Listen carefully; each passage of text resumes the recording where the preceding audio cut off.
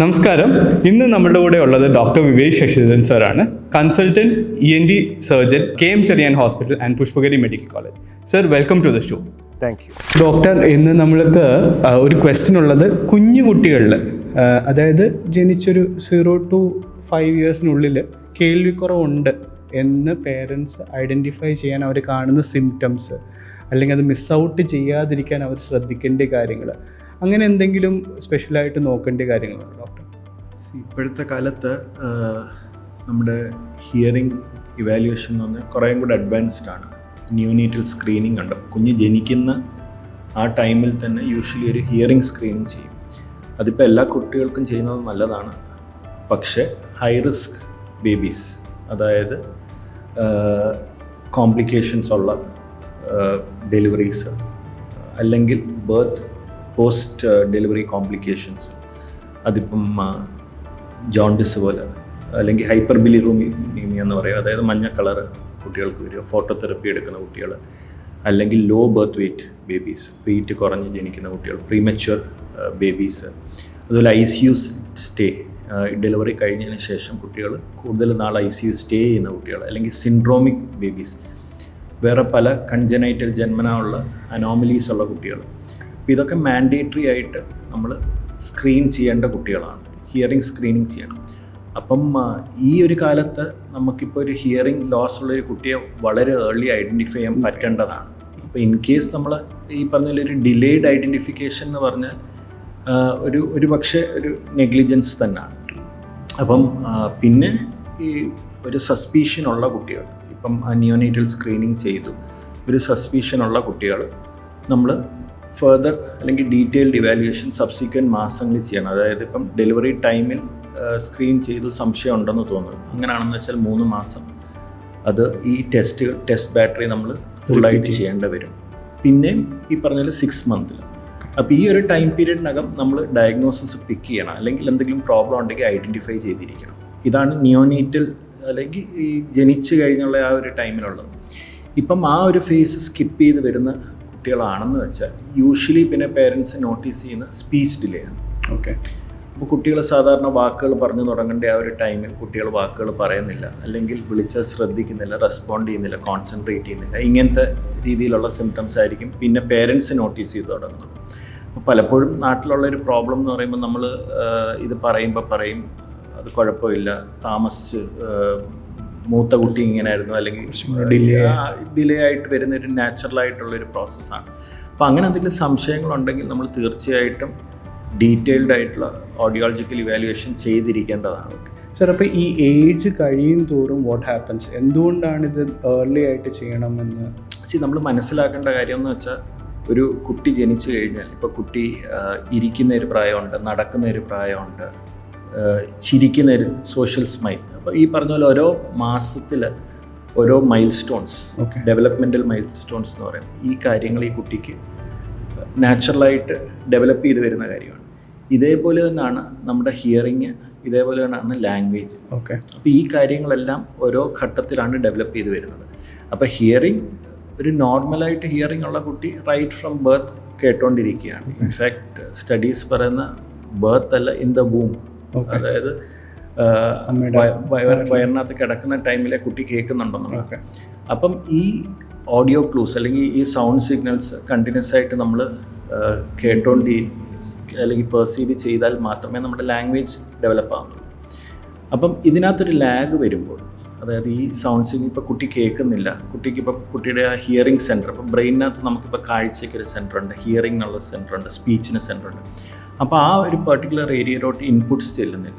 അപ്പോൾ inputs ചെല്ലാതിരിക്കുമ്പോൾ automatically ഇപ്പോൾ hearing ഇല്ലെന്ന് വെച്ചാൽ ആ കുട്ടിക്ക് ഒരിക്കലും സംസാരിക്കാൻ പറ്റില്ല. അപ്പം ലാംഗ്വേജ് ഡിലേ വരും. അപ്പോൾ ഇതാണ്. അപ്പം നമ്മൾ ആ ഒരു റൈറ്റ് ടൈമിൽ നമുക്ക് ഐഡൻറ്റിഫൈ ചെയ്യാൻ പറ്റുകയാണെന്ന് വെച്ചാൽ നമുക്കൊരു പക്ഷേ റെക്ടിഫൈ ചെയ്യാം. അതേസമയം ഇപ്പം ഈ കുട്ടിക്കിപ്പം 3 വയസ്സായി, 4 വയസ്സായി, 5 വയസ്സായി, അല്ലെങ്കിൽ ഇപ്പം ഏറ്റവും വേഴ്സ്റ്റ് സിനാറിയോ, ഇപ്പോൾ 10 വർഷമായിട്ട് കേൾക്കാത്തൊരു കുട്ടി, അവർ പേരൻസ് അറിയുന്നില്ല, എന്നിട്ട് ഇപ്പം കുട്ടിക്ക് എന്തെങ്കിലും ചെയ്ത് കൊടുക്കാമെന്ന് പറഞ്ഞ് കൊണ്ടുവന്നാൽ നമുക്ക് പ്രാക്ടിക്കലി ഓപ്ഷൻസ് ഒന്നുമില്ല.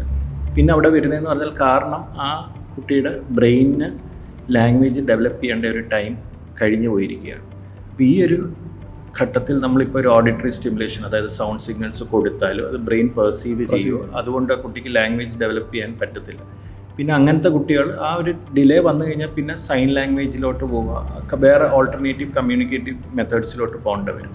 അപ്പോൾ ഇത് വളരെ ക്രിട്ടിക്കലായിട്ടുള്ളൊരു ഫേസാണ്. അപ്പോൾ ഒരു കുട്ടിയെ സംബന്ധിച്ചോളം first 2 years is very critical language development. അതിനുശേഷം ഇപ്പോൾ കുട്ടികൾ ഇപ്പം നമ്മൾ 2 years കഴിഞ്ഞ ഒരു കുട്ടിക്ക് എന്തെങ്കിലും ഒരു ഇൻ്റർവെൻഷൻ ചെയ്തു, അതായത് 2 വർഷം കേൾക്കാതിരുന്ന ഒരു കുട്ടിയെ നമ്മൾ ഐഡൻറ്റിഫൈ ചെയ്യുന്നു, അവർക്ക് എന്തെങ്കിലും ഇൻ്റർവെൻഷൻ ചെയ്തെന്ന് വെച്ചാലും അവരുടെ ലാംഗ്വേജ് ഡെവലപ്പ് ചെയ്ത് വരുമ്പോൾ അതിനകത്ത് അത് ഒരിക്കലും നോർമൽ ആയിരിക്കത്തില്ല. ആ കുട്ടികൾ സംസാരിക്കുമ്പം എന്തെങ്കിലും മിസ് ആർട്ടിക്കുലേഷൻസ് വരും. അപ്പം നമുക്കത് മനസ്സിലാക്കാൻ പറ്റും. ഒരു നോർമൽ ഒരു വ്യക്തിയെപ്പോലെ ഒരു കുട്ടി സംസാരിച്ച് തുടങ്ങണമെങ്കിൽ ഇപ്പം ആസ് ഏർലി ആസ് 1 year നമ്മൾ ഇൻ്റർവ്യൂ ചെയ്യുന്നുണ്ട്. പക്ഷേ at least within 2 years. So sir, ഇപ്പം ഒരു profound category complete hearing loss ആയിട്ട് ജനിക്കുന്ന കുട്ടിയെ എത്ര നോർമലാക്കി നമുക്ക് എടുക്കാനായിട്ട് പറ്റും? അല്ലെങ്കിൽ നമുക്ക് അതിനെന്തെങ്കിലും ക്രൈറ്റീരിയ ഉണ്ടോ? അതായത് സർ ഇപ്പോൾ പറഞ്ഞല്ലോ മിസ് ആർട്ടിക്കുലേഷൻ വരുന്നുണ്ട്, അപ്പോൾ നമ്മൾ ഏർലി ആയിട്ട് ചെയ്യുന്നതിൽ എന്തെങ്കിലും ബെനിഫിറ്റ് നമുക്ക്? പ്രൊഫൗണ്ട് ഹിയറിംഗ് ലോസ് എന്ന് പറഞ്ഞാൽ ഒരു പക്ഷേ ഹിയറിംഗ് ലോസിൽ ഏറ്റവും most severe form of hearing loss. Okay. അപ്പോൾ അങ്ങനത്തെ കേസുകളിൽ നമ്മളിപ്പോൾ ഒരു ഇൻ്റർവെൻഷൻ ചെയ്ത് കുട്ടിക്ക് തെറപ്പി കൊടുത്ത് നമുക്കൊരു പക്ഷേ ഇപ്പോൾ ആ കുട്ടിക്ക് വേറെ അനോമലീസ്, വേറെ കൺജനൈറ്റൽ ഇഷ്യൂസ്, കുട്ടിയുടെ IQ നോർമലാണ്, ബാക്കിയുള്ള ഡെവലപ്മെൻറ്റൽ ആസ്പെക്ട്സ് എല്ലാം നോർമലാണെന്ന് വെച്ചാൽ ഈ കുട്ടിയെ നമുക്ക് നോർമൽ ഒരു സ്ട്രീമിലോട്ട് കൊണ്ടുവരാം. അതായത് നോർമൽ ഒരു വ്യക്തി സംസാരിക്കാൻ നമുക്ക് ട്രെയിൻ ചെയ്തെടുക്കാം. ഓക്കെ. ഈ മിസ് ആർട്ടിക്കുലേഷൻസ് വരുന്നത് നമ്മുടെ ഡിലേഡ് ഇൻ്റർവെൻഷൻസാണ്. അപ്പോൾ ആ ഒരു ഭാഗം നമുക്ക് അവോയ്ഡ് ചെയ്യാം. അപ്പം ഈ ഏർലി ഇൻ്റർവെൻഷൻ്റെ ഒരു മെയിൻ നമ്മളതിനൊരു എംഫസിസ് കൊടുക്കുന്നത് എന്തിനാണ്? അത് എക്സാക്ട്ലി ഈ ഒരു റീസണിന് വേണ്ടിയാണ്. ആ കുട്ടിക്കൊരു normal life, normal communicative skills develop ചെയ്യുക, നോർമൽ ഒരു സ്കൂളിലോട്ട് പോകാനായിട്ടുള്ള ഒരു രീതിയിലോട്ട് നമ്മൾ തയ്യാറാക്കി എടുക്കാൻ പറ്റുന്നതാണ്. സോ ഏർലി ഐഡൻറ്റിഫൈ ചെയ്യുമ്പം ഏർലി ആയിട്ട് ലൈക്ക് നമുക്ക് ബെറ്റർ ആയിട്ടുള്ള ഔട്ട്കംസ് ആർ ഫാർ ബെറ്റർ. ഇപ്പം ഈ പറഞ്ഞ പോലെ നമ്മളിപ്പോൾ 1 വയസ്സിൽ ഒരു ഇപ്പം നമ്മൾ 6 months ഐഡൻറ്റിഫൈ ചെയ്ത് നമ്മൾ എന്ത് മൊഡാലിറ്റി ഓഫ് ട്രീറ്റ്മെൻറ്റിലോട്ട് സബ്ജക്റ്റ് ചെയ്യുന്നൊരു കുട്ടിയാണ്. നമ്മളിപ്പോൾ 1 year 2 year ഇതിനകത്തെല്ലാം ഔട്ട്കംസിന് വ്യത്യാസം വരുന്നുണ്ട്. അപ്പം ഏജ് പ്രോഗ്രസ് ചെയ്യുന്നതനുസരിച്ച് നമുക്ക് ഡിലേ ഇൻ ഡയഗ്നോസിസ് ഉള്ള അനുസരിച്ച് ഔട്ട്കംസ് കുറഞ്ഞുകൊണ്ടിരിക്കും. ഓക്കെ സർ, വേറൊരു ഇതുള്ളത് ഇപ്പോൾ അഡിനോയിഡ്സ്, കുഞ്ഞു കുട്ടികളിലുള്ള അഡിനോയിഡ്സിൻ്റെ ഇഷ്യൂസ്. അപ്പം ഇത് even if it is not associated with pain, അതായത് കുട്ടി ഭയങ്കരമായിട്ട് കരച്ചിലും അങ്ങനെ പ്രശ്നങ്ങളില്ല, പക്ഷേ ഇതിന് ട്രീറ്റ്മെൻറ്റ് ഇപ്പോൾ ചിലർ സർജറി ചെയ്യണം എന്ന് പറയുമ്പോൾ പേരൻസിനൊരു മടി ഉണ്ടാവും. ഇപ്പം 2-3 പ്രാവശ്യം കൺസൾട്ട് ചെയ്യും. സോ ഈ അഡിനോയിഡ്സിൻ്റെ ഇഷ്യൂസ് കൂടുതൽ ടൈം അവരുടെ കൂടെ ഉള്ളപ്പം എന്തെല്ലാം പ്രശ്നങ്ങളാണ് കുട്ടി ഫേസ് ചെയ്യുക, അല്ലെങ്കിൽ എന്തൊക്കെ പ്രോബ്ലംസ് ആയിരിക്കും ഉണ്ടാകുന്നത്? നമ്മൾ ആദ്യം മനസ്സിലാക്കേണ്ട ഒരു അഡിനോയിഡ്സ് എന്ന് പറഞ്ഞൊരു നോർമൽ ഒരു ലിംഫോയിഡ് ടിഷ്യൂ ആണ്. അതേ സെയിം സാധനം. അപ്പോൾ അഡിനോയിഡ്സ് ബേസിക്കലി നമ്മുടെ മൂക്കിൻ്റെ ഏറ്റവും പുറകിലുള്ളൊരു സ്പേസിൽ ലൊക്കേറ്റ് ചെയ്യുന്നൊരു ടിഷ്യൂ ആണ്. ഇതേ ടിഷ്യൂ നമ്മുടെ ത്രോട്ടിലുള്ളതിനെയാണ് നമ്മൾ ടോൺസിൽ എന്ന് പറയുന്നത്. അപ്പോൾ ഇതൊരു ലിംഫോയിഡ് ടിഷ്യൂ ആണ്. ടു എ സർട്ടൻ എക്സ്റ്റെൻറ്റ് ഇതിനൊരു നമ്മുടെ ഇമ്മ്യൂൺ ഡിഫെൻസ് മെക്കാനിസത്തിലൊരു റോളുള്ള ഒരു ടിഷ്യൂ ആണ്. അപ്പോൾ ഇത് കുട്ടികൾക്ക് നോർമലായിട്ട് ഡെവലപ്പ് ചെയ്യുന്നൊരു ടിഷ്യൂ ആണ്. അവരുടെ ആ ഒരു ഏജ് പ്രോഗ്രസ് ചെയ്യുന്ന അനുസരിച്ചിട്ട് ഇതിൻ്റെ ഒരു ഫിസിയോളജിക്കലായിട്ട് എൻലാർജ്മെൻറ്റ് കാണും. അത് മിക്ക കുട്ടികൾക്കും കാണും ഇതിനോടനുബന്ധിച്ചുള്ള വിഷയങ്ങൾ. എന്നാൽ ചിലർക്ക് ഇതിൻ്റെ സൈസ് ഓവർസൈസ്ഡ് ആവും. ഓക്കെ. അപ്പോൾ ഈ ഓവർസൈസ്ഡ് ആവുമ്പോൾ ബേസിക്കലി എന്ത് പറ്റുന്നതെന്ന് വെച്ചാൽ ഇത് ഒബ്സ്ട്രക്റ്റീവ് സിംറ്റംസ് കോസ് ചെയ്യും. അപ്പോൾ നമ്മുടെ നമുക്കിപ്പം മൂക്കിൻ്റെ മുന്നിൽ ഈ ഓപ്പണിങ്സ് ഉള്ള പോലെ തന്നെ മൂക്കിൻ്റെ പുറകിലും ഒരു ഓപ്പൺ സ്പേസ് ഉണ്ട്. അപ്പോൾ ആ സ്പേസിലാണ് ഈ ടിഷ്യൂ ലൊക്കേറ്റ് ചെയ്തിരിക്കുന്നത്. അപ്പോൾ ഇമാജിൻ ആ ഒരു സ്പേസിൽ ഒരു വലിയ ചങ്ക് ഓഫ് ടിഷ്യൂ ഇരിക്കുകയാണെന്ന് വെച്ചാൽ നമ്മൾ ഇവിടുന്ന് ശ്വാസം എടുക്കുന്നുണ്ട്, പക്ഷെ പിന്നെ നമുക്ക് പുറകിലോട്ടത് പോകുന്നില്ല. ഓക്കെ. അപ്പം പ്രിഡോമിനൻ്റ്ലി ഈ കുട്ടികൾക്ക് വരുന്ന ഒബ്സ്ട്രക്റ്റീവ് സിംറ്റംസ് ആണ്. ഒബ്സ്ട്രക്റ്റീവ് സിംറ്റംസ് എന്ന് പറഞ്ഞാൽ അവർക്ക് മൂക്കിൽ കൂടെ ശ്വാസം എടുക്കാൻ പറ്റുന്നില്ല. അപ്പം പേരൻസ് പറയുന്ന സിംറ്റം എന്തായിരിക്കും? കുട്ടി വാ തുറന്നാണ് ശ്വാസം എടുക്കുന്നത്. പിന്നെ സ്നോറിങ് എന്ന് പറഞ്ഞാൽ നോയ്സി ബ്രീത്തിങ്. അത് കാരണം ഈ ഒരു ടിഷ്യൂ അവിടെ ഉള്ളതുകൊണ്ട്, റെസിസ്റ്റൻസ് ഉള്ളതുകൊണ്ട് ഉണ്ടാകുന്ന ഒരു സൗണ്ടാണ് ഈ സ്നോറിങ്. ഇതിന് പുറമെ ഇപ്പം ഈ ടിഷ്യൂ മൂക്കിൻ്റെ പുറകിലിരിക്കുമ്പോൾ പെർസിസ്റ്റൻ്റ് ആയിട്ട് കുട്ടികൾക്ക് നീസൽ ഡിസ്ചാർജ്, എപ്പോഴും സ്റ്റഫി ആയിട്ടുള്ള നോസ് അല്ലെങ്കിൽ എപ്പോഴും മൂക്കൊലിപ്പ്, അങ്ങനത്തെ ഒരു ഇഷ്യൂ വരാം. സ്ലീപ്പ് ഡിസ്റ്റർബൻസസ് വരാം. കുട്ടി പ്രോപ്പറായിട്ട് ഉറങ്ങുന്നില്ല, ബെഡ് തിരിഞ്ഞ് മറിഞ്ഞ് കിടന്നുറങ്ങുന്നു, ചാടി എഴുന്നേറ്റിരിക്കുന്നു. ചില പേരൻസ് പറയും കുട്ടി നേരെ കിടക്കത്തില്ല, ഇങ്ങനെ നമ്മുടെ നെഞ്ചത്ത് കിടക്കുന്നത്, നേരെ കിടക്കാൻ പറ്റത്തില്ലെന്നുള്ളത്. അപ്പോൾ ഇവർക്ക് ഈ പറഞ്ഞ പോലെ ഒരു വൈഡ് സ്പെക്ട്രം ഓഫ് പ്രസൻറ്റേഷൻ ഉണ്ട്. ഇതിന് പുറമെ ഈ പറഞ്ഞ ലോങ് ടേം, ഇപ്പം നമ്മളിത് ഇനീഷ്യലി ഇഗ്നോർ ചെയ്യുകയാണെന്ന് വെച്ചാൽ over A period of time ഒരു ചെറിയ ശതമാനം കുട്ടികൾക്ക് ഹിയറിംഗ് ലോസ് ആയിട്ട് പ്രസൻറ്റ് ചെയ്യും. കാരണം നമ്മുടെ ചെവിയും നമ്മുടെ മൂക്കും തമ്മിൽ കണക്റ്റഡ് ആണ്. അപ്പോൾ ഈ ടിഷ്യൂ ഈ കണക്ട് ചെയ്യുന്ന ട്യൂബ് ബ്ലോക്ക് ചെയ്ത് ചെവിയുടെ അകത്ത് ഫ്ലൂയിഡ് കളക്ഷൻ ഉണ്ടാകും. അപ്പോൾ അങ്ങനെ കുട്ടികൾ ഹിയറിംഗ് ലോസ് ആയിട്ട് വരും. അപ്പോൾ അതായത് നോർമലായിട്ട് കേട്ടോണ്ടിരുന്ന കുട്ടി കേൾവി കുറവുള്ളതായിട്ട് ഉള്ളൊരു പ്രസൻറ്റേഷൻ. അപ്പോൾ അത് യൂഷ്വലി ടീച്ചേഴ്സ് പിക്ക് ചെയ്യും, പറയും സ്കൂളിൽ അറ്റൻഡീവ് അല്ല, ശ്രദ്ധിക്കുന്നില്ല. അല്ലെങ്കിൽ പേരൻസ് അങ്ങനെ എളുപ്പം നോട്ടീസ് ചെയ്യത്തില്ല. പക്ഷെ നമ്മൾ എടുത്ത് ചോദിക്കുമ്പോൾ പറയും 2-3 തവണ വിളിക്കണം, എന്നാലേ തിരിഞ്ഞ് നോക്കത്തുള്ളൂ. അല്ലെങ്കിൽ TV കാണുമ്പോൾ വോളിയം ഭയങ്കരമായിട്ട് കൂട്ടി വെക്കും. അപ്പോൾ ഇങ്ങനത്തെയൊക്കെ ലക്ഷണങ്ങൾ മാത്രമേ ആ ഒരു സ്റ്റേജിൽ കാണത്തുള്ളൂ.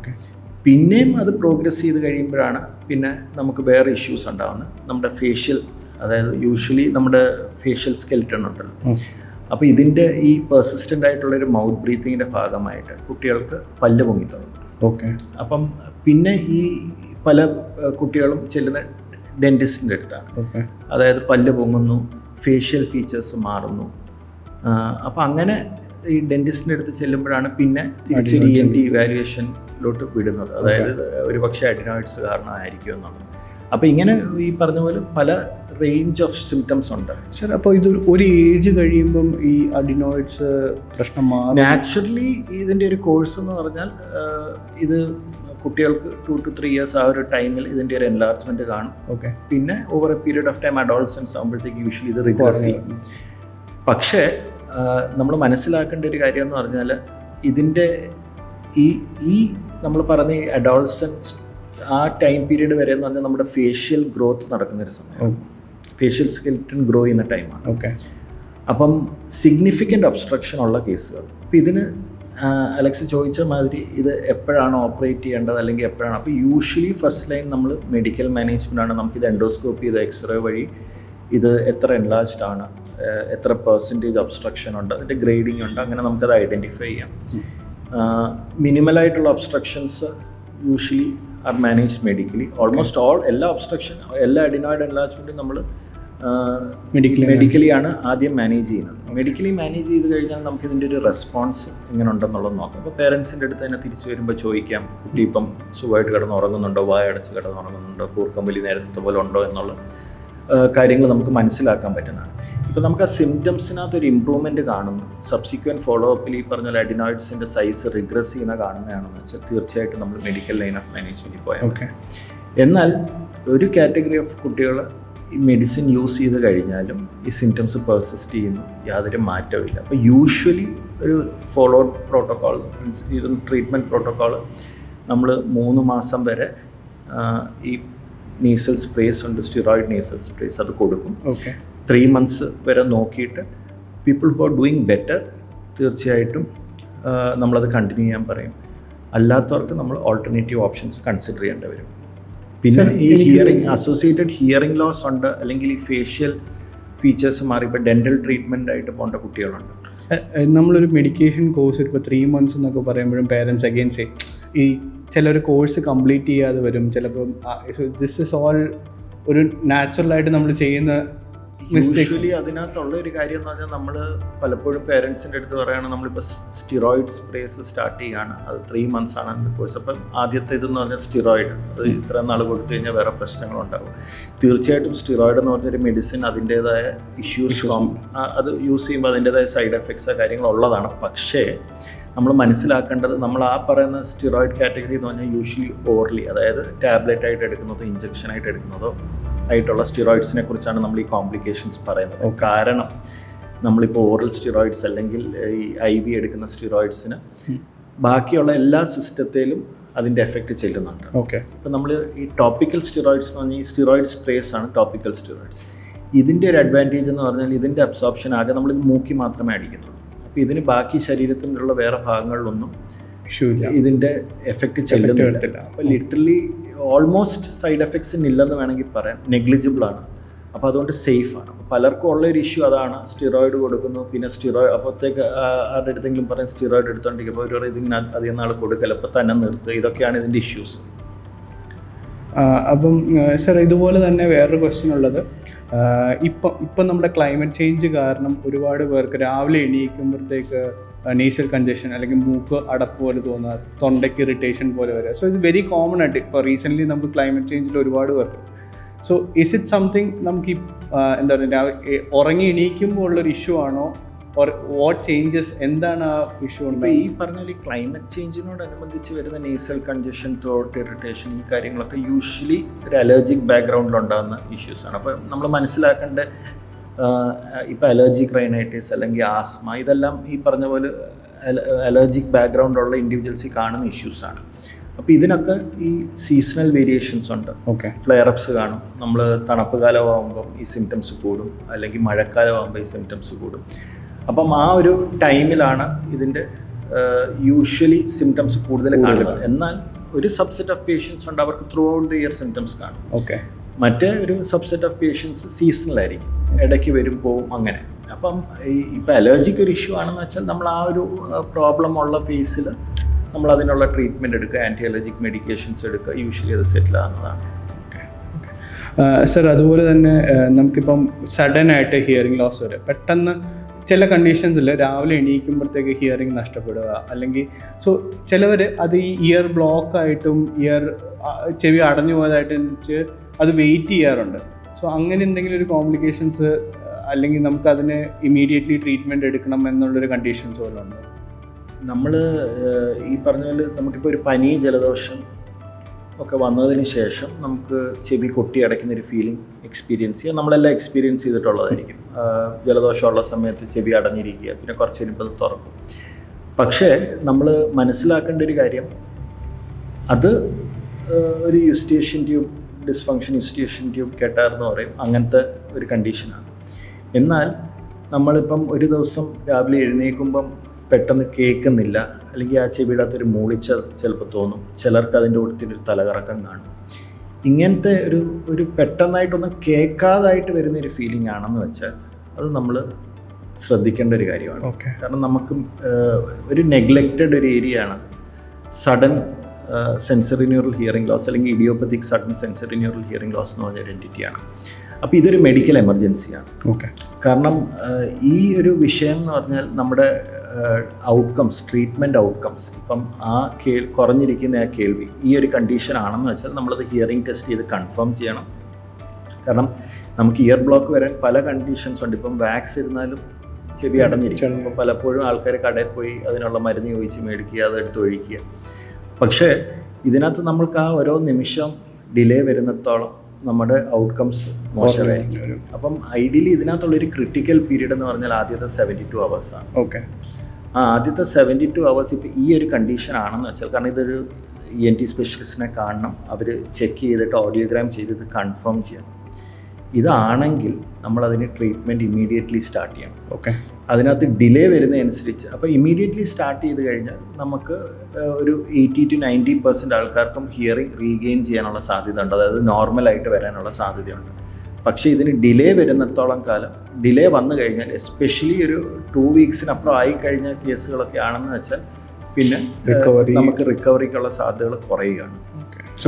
മെഡിക്കൽ പെട്ടെന്ന് കാരണം പലപ്പോഴും നമ്മുടെ നാട്ടിലുള്ളൊരു പ്രശ്നം, ആൾക്കാരിത് വെക്കും, ജലദോഷമാണ് അതിൻ്റെ ആയിരിക്കും, അടപ്പ് എങ്ങനെയാണെന്നുള്ളത്. പക്ഷേ ഈ ഒരു ഇഡിയോപ്പത്തിക് സെൻസറി ന്യൂറൽ ഹിയറിംഗ് ലോസ് ഒരു പക്ഷേ നമ്മൾ ട്രീറ്റ്മെൻറ്റ് ഇനിഷ്യേറ്റ് ചെയ്ത് കഴിഞ്ഞാൽ നമുക്ക് റിക്കവറിക്ക് സാധ്യതയുള്ളൊരു കണ്ടീഷനാണ്.